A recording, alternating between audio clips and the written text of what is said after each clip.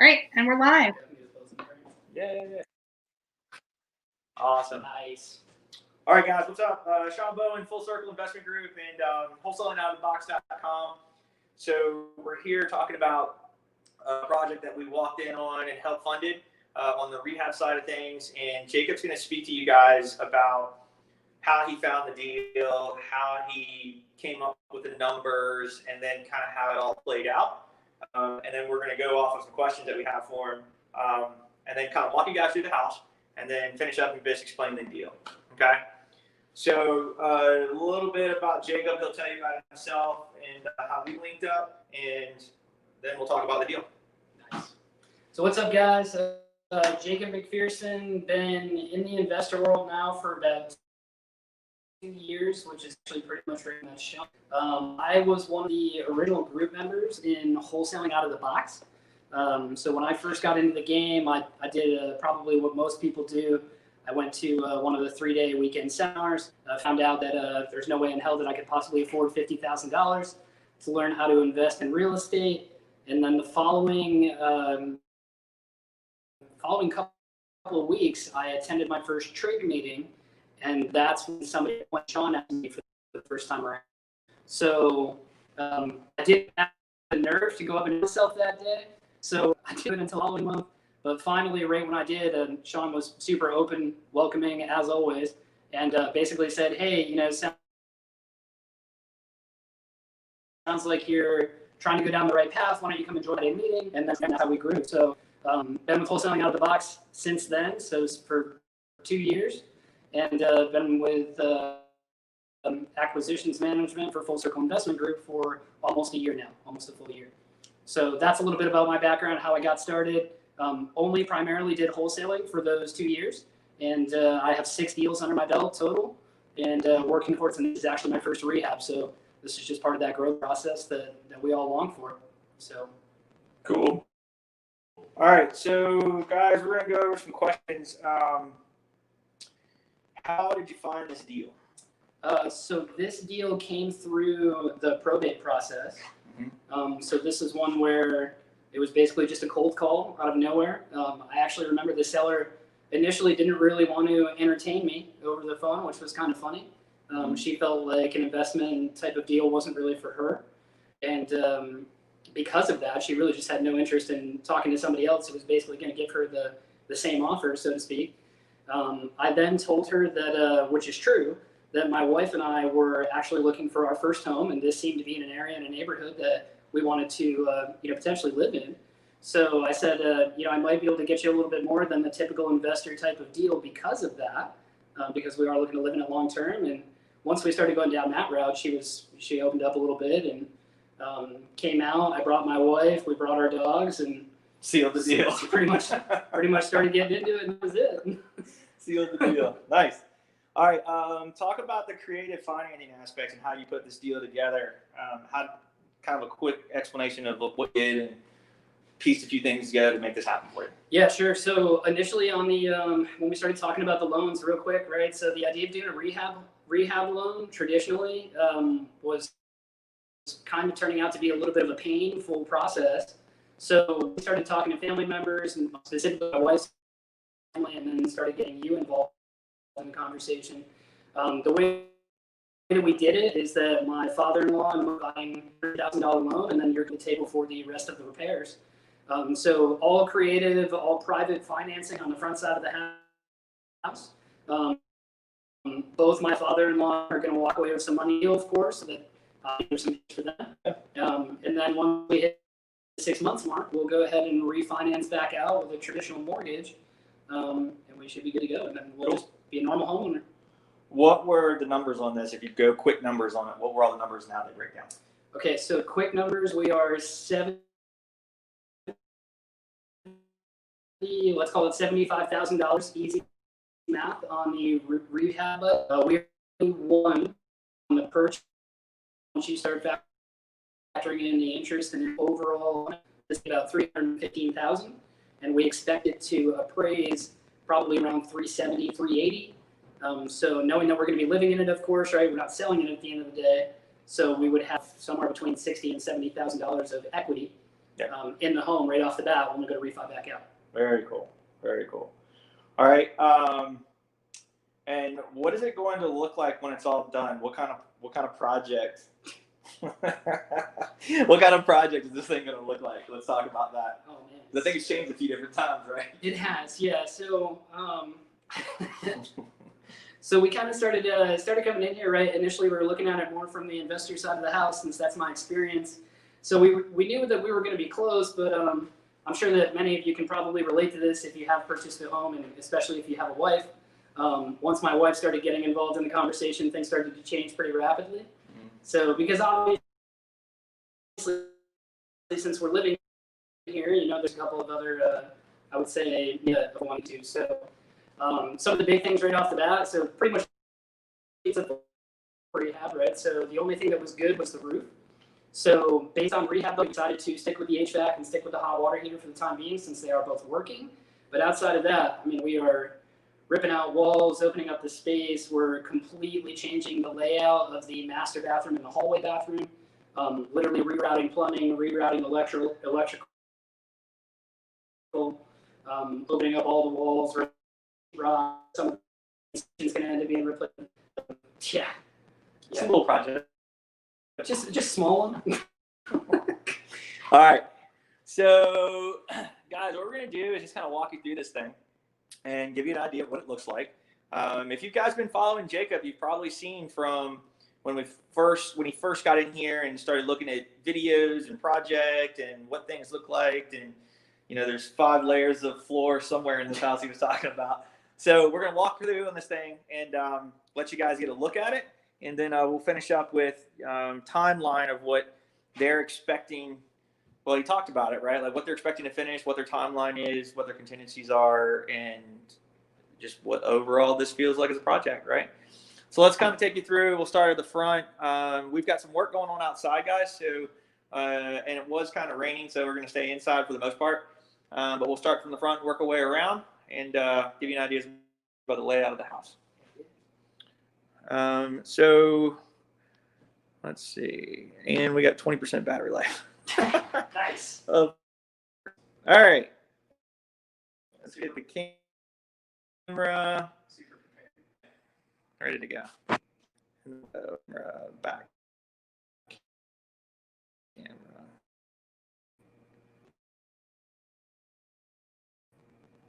Back camera. All right. Yeah.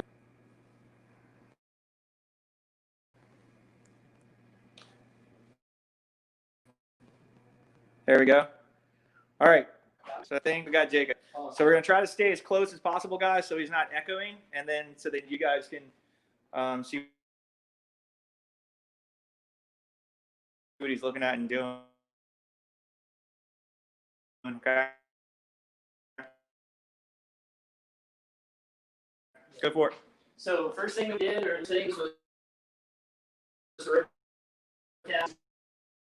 rehab. They had soft cabinets hanging down. Of course, we wanted to create more plan base. All of these bottom cabinets and give us a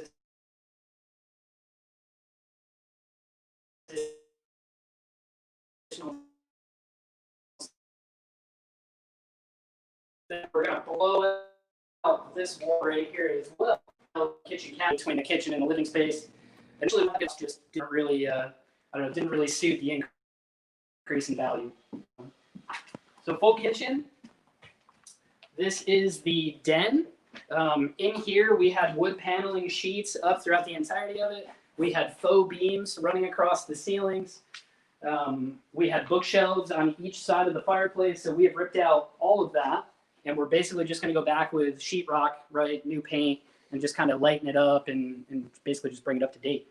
And then we're going to end up ripping up a lot of the subfloor in here because as we started to deep dive the project a little bit more from the inspection standpoint, we started running into crawl space issues. So we got our crawl space guys are actually here today. That's the work that's going on. There's a couple of beams down there. We do have some water and moisture intrusion. So all of that is going to end up basically being replaced and ripped out. We'll go back with new and we'll make sure that we address those issues. But that ultimately kind of opened up the scope of work that we initially weren't really accounting for, right? So that was a learning curve. I guess we kind of show the whole space here. So as far as this wall is concerned right here, guys, you can see obviously through the other rooms, but this was that hallway bathroom right here that you see. And then immediately behind that is part of the master bathroom. So like we said initially, right, we are basically opening up all of the space here, and we're completely changing the layout of the master bathroom and of the hallway bathroom. So initially the hallway bathroom was about twice the size of the master, which to me is backwards, right? So we're basically going through and we're reversing that. We're going to double the size of the master and we're going to half the size of the hallway. So we ripped this wall, and of course we'll go back with new plumbing, new electrical to make everything suit. Shawn, watch your step. So I'm not going to get into bathrooms too much, but if you want to pan over, you can kind of show them there. So this whole hallway was just super long. That toilet was part of the hall bathroom here. And you can see where we basically just ripped everything out and opened it up. Not going to spend a whole lot of time here. This is pretty straightforward. These are just bedrooms. There's no major issues here. We just simply ripped out the carpet. Of course, we'll do paint and everything as well, but structurally, there's no major issues in here, so really nothing to worry about. And it's the same with every bedroom. So, same thing, bedroom, and then here's the master. So, we ran out of time on the dumpster, so you can see that we have stuff all throughout the house. That's because we couldn't get a second one in here in time. Not a major issue, it was really just a holiday scheduling thing. But this is pretty standard master. The biggest thing that we're doing in here is probably the floors. Instead of putting carpet back, we're actually going to go back with a vinyl plank. Outside of that, it's pretty much everything else is standard, right? It's outlets, it's paint, it's a ceiling fan, and it's floors, and that's pretty much it. So Cool. I don't know that we need to go in the bathroom. We kind of covered that. Don't take the nail to the bottom of the foot. So in here, guys, is the main living space. So this is where you basically first enter the front door of the home. This is what it opened up to. Right here was an existing wall that actually mirrors what you see right there. Just trying to create that more type of open floor plan, right? And trying to increase the light and the space. We decided to rip out that wall. It was non-load bearing, so we went ahead and did that ourselves. It was pretty easy. So the contractor is just going to go through and basically drywall it all, and then blend the ceiling and put the crown molding back up, and we'll be good to go. So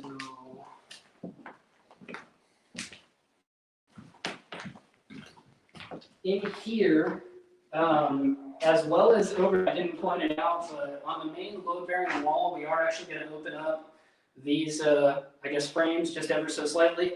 Probably take about 1.5 feet on each side, again, just to try to increase space and increase light. So pretty straightforward. And then everything else, I mean, is pretty standard. We're gonna have some issues that we have to come through here. We kind of knew this when we first walked the house, because as you stepped in here, you could feel the boards actually flex underneath your feet. And then I noticed that these pipes that were actually coming from the washer are actively leaking. So that was one right off the bat where we were like, yeah, we're gonna have to rip up the subfloor, probably gonna have to cut out the sheetrock. That's something I still have to do. But we're going to open up that whole thing and try to figure out what's going on, because we know we're going to have some rotted wood for sure. So, and then in here, I'm not going to spend a whole lot of time, but it's a standard half bathroom at the end of the house. And as far as bathroom numbers go, right, $2,500. That's pretty much about right. So cool. That's vanity, floors, toilet, mirror, light, and commode. Cool. So. All right, so let's head in here. Make back over to change this so we can get you guys this view. So camera, front camera done. Yeah.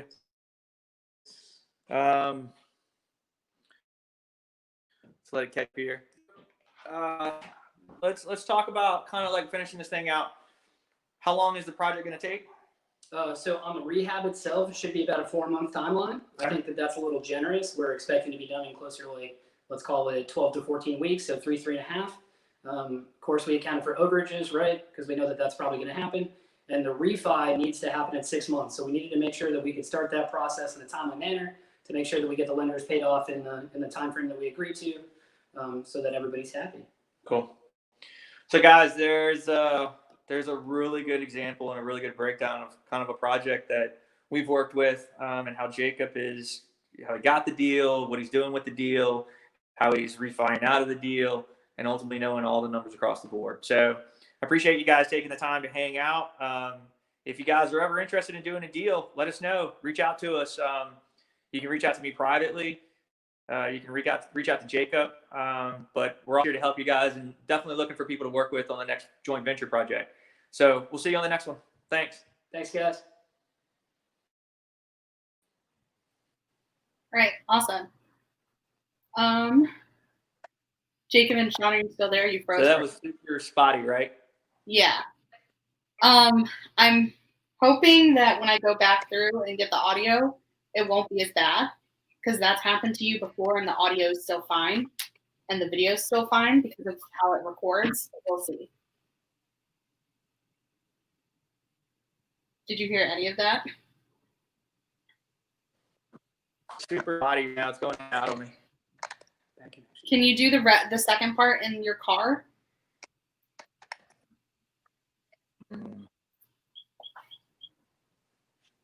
I can't hear. Do the second part in the car, so she's talking about the interview. Yeah. I just don't know where we were at in that whole thing, because it was skipping the whole time. Yeah. All right. We can leave all this stuff and come back and do it in a second. Okay. So what we could do is be outside. We're probably gonna be a better signal. And then she's gonna do that on the Zoom. Okay. Because then we can just do the recording off of it and all that. So I'll leave. I guess that's it. I don't know. So I think we're gonna move to Zoom, see if that works a little bit better for the interview portion. If you want to jump on to there too, you're welcome to. I'll jump on and listen. I enjoyed listening. Okay, cool. I will send the link over and see you there. Okay, cool.